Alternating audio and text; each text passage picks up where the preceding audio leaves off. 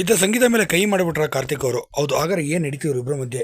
ನಡೆದಂಥ ಗಲಾಟೆಗಳಿಗೆ ಇಷ್ಟು ದೊಡ್ಡ ಮಟ್ಟಿಗೆ ಆಗಿದ್ದ ಕಾರಣ ಏನು? ಸಂಪೂರ್ಣ ಮಾಹಿತಿ ನಾನು ನಿಮಗೆ ಕೊಡ್ತೀನಿ. ಅದಕ್ಕೂ ಮುನ್ನ ನಮ್ಮ ಚಾನಲ್ ಸಬ್ಸ್ಕ್ರೈಬ್ ಮಾಡ್ಕೊಳ್ಳಿ.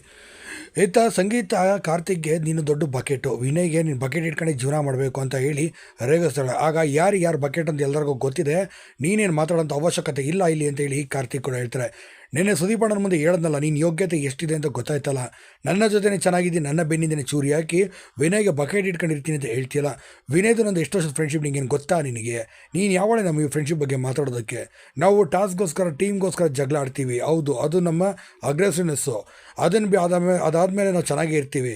ಆದರೆ ನಿನ್ನಿಂದ ನಾನು ಆತನ ಕ್ಯಾರೆಕ್ಟರ್ ಬಗ್ಗೆ ತಪ್ಪು ತಿಳಿಯೋ ಥರ ಮಾಡಿದೆ.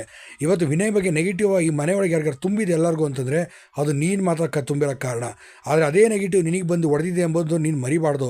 ಯಾಕೆಂತಂದರೆ ಇವತ್ತು ಇಡೀ ಮನೆ ವಿನಯ್ನ ಒಳ್ಳೆಯವನು ಅಂತ ಹೊರತುಬಿಟ್ಟು ನಿನ್ನನ್ನು ಒಳ್ಳೆಯವಳಂತ ಯಾರು ಇಲ್ಲಿ ಕರೆಯೋದಿಲ್ಲ ಅಂತ ಹೇಳಿದಾಗ, ಆಯಿತು ನಾನು ಅಕ್ಸೆಪ್ಟು, ಏನಿವಾಗ ಅಂತ ಹೇಳಿ ಬರೀ ಉಲ್ಟಾ ಪಲ್ಟಾ ಮಾತಾಡ್ತಾಳೆ ಸಂಗೀತ. ಹಾಗಾದ್ರೆ ನೀವೇನಂತೀರ ಸಂಗೀತ ಬಗ್ಗೆ?